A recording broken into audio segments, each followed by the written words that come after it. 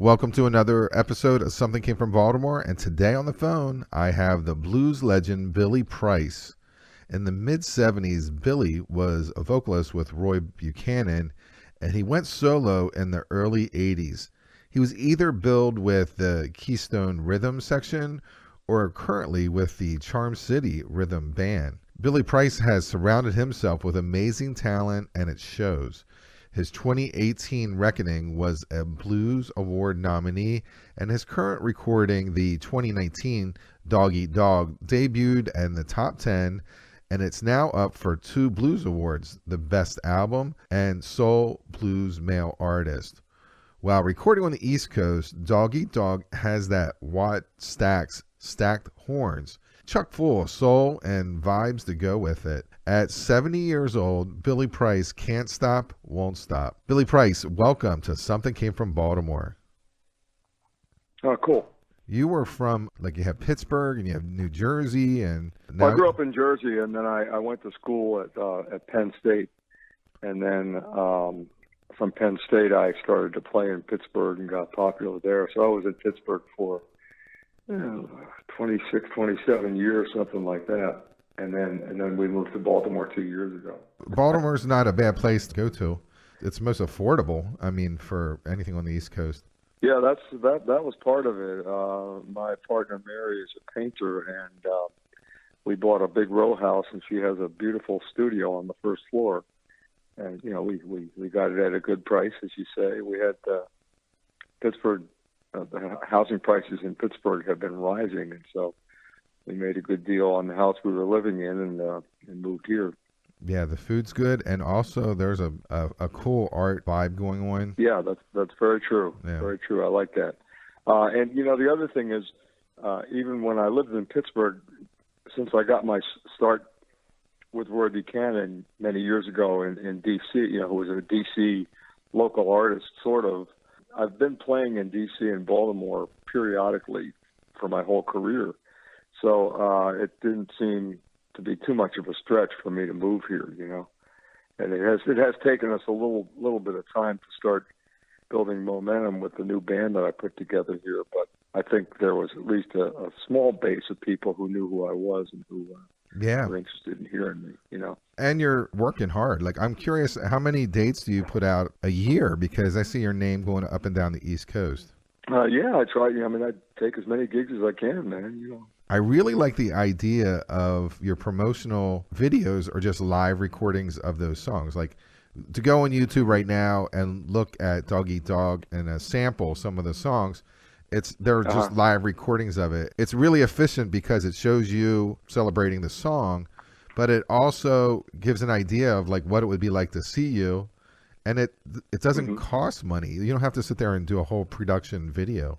I think it's awesome. I was like, most people should be doing this. Oh, thanks. I'm glad that's working for you. Yeah, we have I had a few that I spent some money on in Pittsburgh. That was from the Live and Strange album.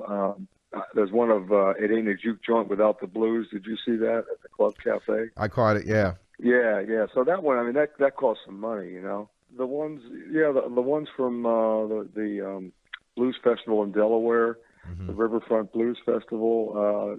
Just one of the people who worked for Gulf Coast Records did those videos and stuff. They came out pretty good.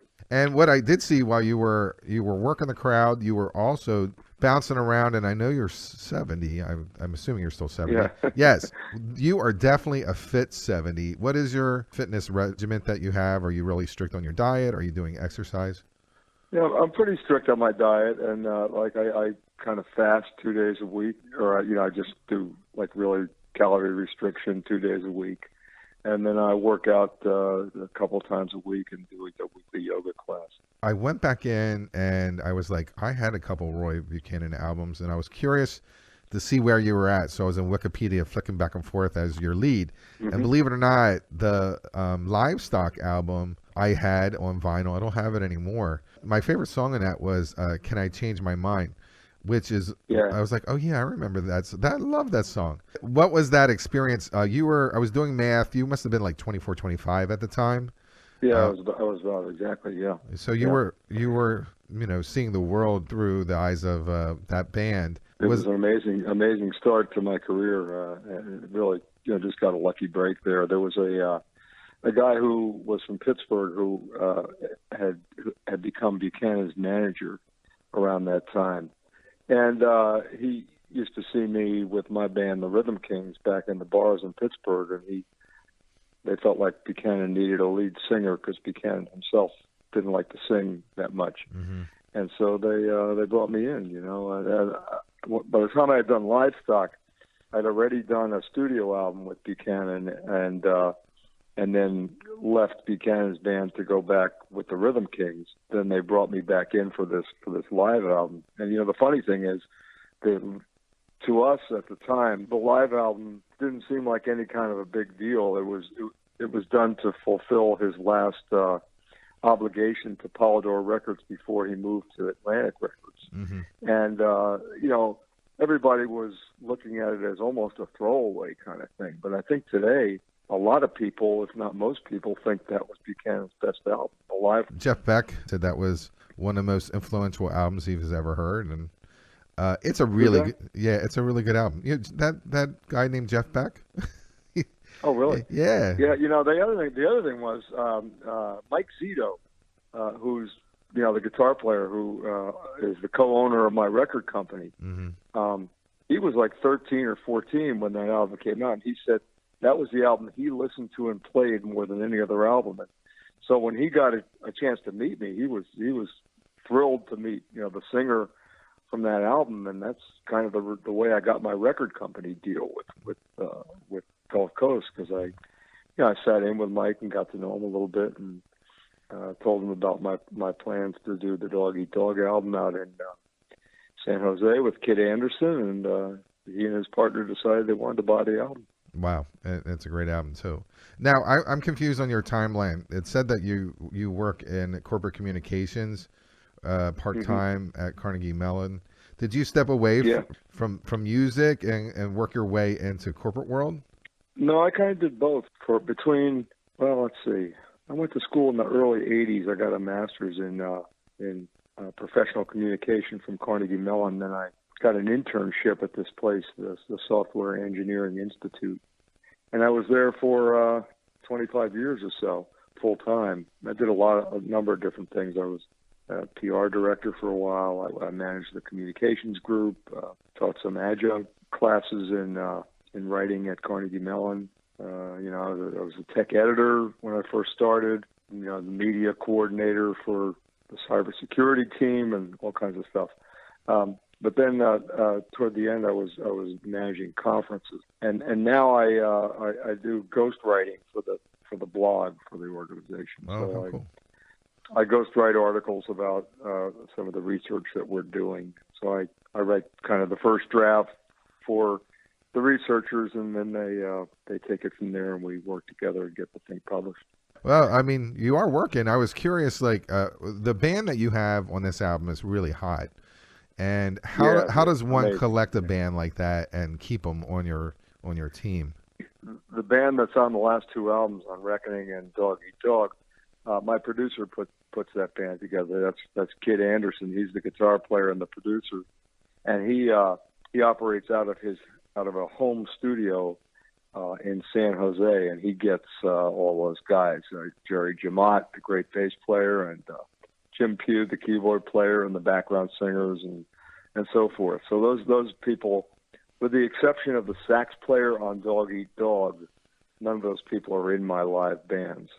But I have now two bands that I maintain, one based in Pittsburgh and one based here in Baltimore. I'd like to get into some of the songs, but I want to go into the album cover, which I think was pretty cool. I like the graphics.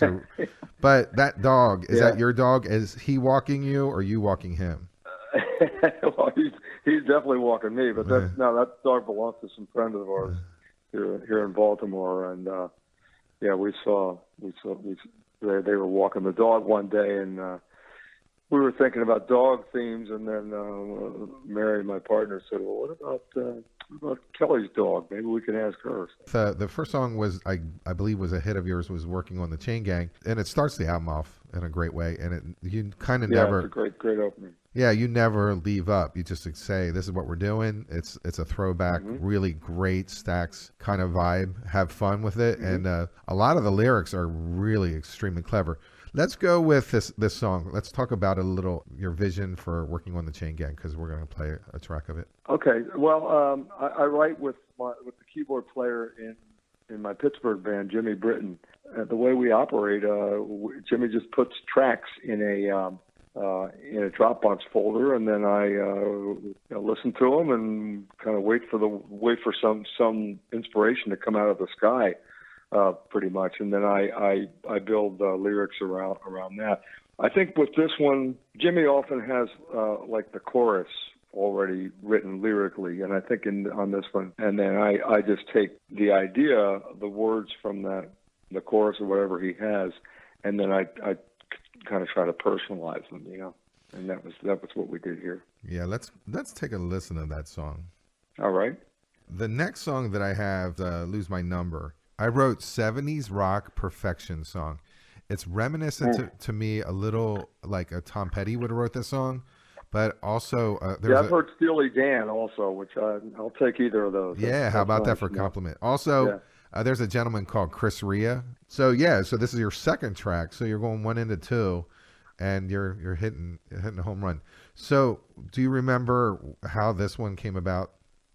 Yeah, well, this was about a specific situation. I mean, almost everyone who has heard it thinks that it's a love interest sort of thing, but that was not what I had in mind. When I wrote it, I had a specific situation, a music business situation. I'll just sort of leave it at that, and once I got the idea to write about that situation, it didn't take long to write the lyrics. I think it took 5 or 10 minutes, because when you're thinking about something specific like that, it's a lot easier. Yeah, so that's what that was about, and I really enjoyed writing this. And I could have written 6 other verses very easily. We're going to take a listen to that one also. All right. This is a fun song. This is an awesome song. There's a lot of great lyrics in this one. And where'd this come from? And it's really deep in the album, which I don't know. I see singles on this one too. Yeah, it is. It is kind of.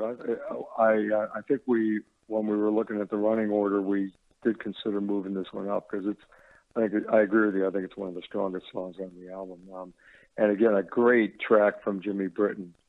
He has a lot of different keyboards at his place, and he's got a little home studio, and he does it all on this Macintosh program, this Apple program called Logic, and he's set up to make really, really good demos, in his house. Somehow or other, by accident, the demo that he had originally sent me for this song just kind of came up in shuffle. I was amazed at how close the actual final track was to the demo that he sent me. He pretty much had it all laid out, and the horn players basically played the keyboard horns that he had laid out initially. So, hats off to him. But the other guy from Gulf Coast Records, Guy Hale, had sent me some lyrics, because he writes songs also. And one of those sets of lyrics he sent was for a song called Toxicity. And I wasn't crazy about the lyrics that he gave me, but I did like that one word, that word toxicity. And so, the idea of a toxic relationship. For a blues artist, everyone can understand a toxic relationship. That's what most blues songs are about. So you nailed on the head on that one. Yeah. Right. Okay, so I said this is a nice little funk jam, which is All Night Long Cafe, and I swear by this one. This is definitely something that I'll continue to listen to. Sounds like you guys are having a lot of fun with this one. Oh yeah, we were. We were all the percussion. that was another brilliant idea by Kid Anderson. We didn't have that much percussion, just a little bit on the Reckoning album, which came out the year before. But from the very beginning, Kid said, "I'm going to have a conga player on every song on this album," and I think it's part of what makes the album distinct. Yeah, definitely. And then this one is a ton of things going on with it. I've heard this one compared to Little Feat. Do you have 2 Otis Rush songs on this album? You must have brushed up against Otis Rush in your travels. He's a character, and he puts on a fantastic show. Have you ever met this gentleman? Yeah, I played with Otis Rush once. Actually, at the Bayou in D.C., I did a show with Otis Rush and the Nighthawks and my band at the time, the Rhythm Kings. Oh, okay. And my one memory of that was Otis. Otis was either incandescently great or he was despondent. And this was one of his great nights, and he was just absolutely on fire. And what he said to me that night was about my band. He was blown away by my band. He said, "In my opinion, you are better than the Beatles." How about that? The highest compliment that he could think of to give me. But my horn section backed him up with the Nighthawks, and they all performed together. It was amazing. Yeah, I was a huge fan of Otis Rush, and the way this came about was my sax player, who I mentioned before from Pittsburgh, Eric Spalding. He has done a lot of sessions out at Greaseland in San Jose, and one day on Facebook rather, he posted a YouTube video of me performing "My Love Will Never Die." Kid Anderson happened to see it, and he said, "Why don't we cover that on the album?" And they really did it justice. They really did Otis Rush justice on that. When I first played it, that was the first song I went to, and I wanted to go back and listen to it. You went through some serious vocal gymnastics on that one. Yeah, I hit that falsetto, man. I do that live too. I love to sing it. We're gonna play that also. Do you ever get nervous on stage anymore? It seems like Oh yeah. Oh my God, yes. Really? Yeah, I do. I mean, not for regular gigs, but I'll tell you the most nervous I've ever been. After Otis Clay died in 2000, he died early 2016. They invited me to sing at his funeral in Chicago. Mm-hmm. And, man, a huge church, and the church was packed, and there were all these famous people in there. And I just thought I was going to die. I mean, I didn't think my voice could work. And it was just, I'd never been so nervous in my life. But I was sitting with one of his background singers, and Teresa Davis, who used to sing with the Emotions. And, Teresa was just holding my hand and praying to God, let Billy, relax and sing, and so she helped me through it, and I got up and it was okay. But yeah, I do get nervous sometimes.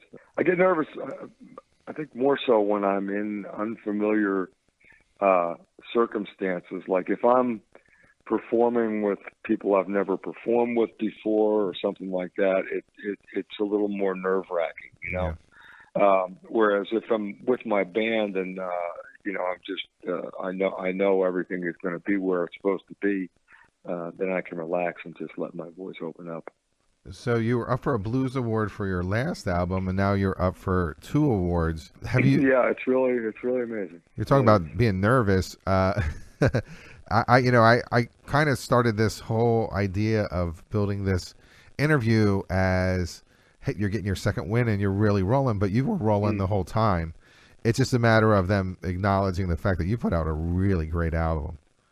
So, thank you very much. Yeah, I was really certain that I wasn't going to get nominated this year, because I thought I've had my time. But yeah, I mean, I got it handed to the guys at Gulf Coast. They got it out in people's hands, and enough people heard it that they wanted to acknowledge it. But people always say this, and you probably don't believe them, but it really is true.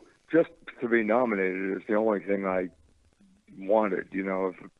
I don't really expect to win either of these awards. Certainly not the Blues Artist of the Year, Soul Blues Artist of the Year award. But even so, just to be in the conversation is just all you really want. Yeah, definitely. And it gives people the opportunity to reach back in and take a look Yeah, at that's it. right. That's right. We were looking at the Grammys, and I Yep. was like, "Who's this Billie Eilish?" I have to now like, Right. Yeah, me too. I Yeah. have to figure out who she is and why everyone loves her. Yeah. Uh, Hmm. Thank you, Billy Price, for stopping in at Something Came from Baltimore. My pleasure, man. I really enjoyed it.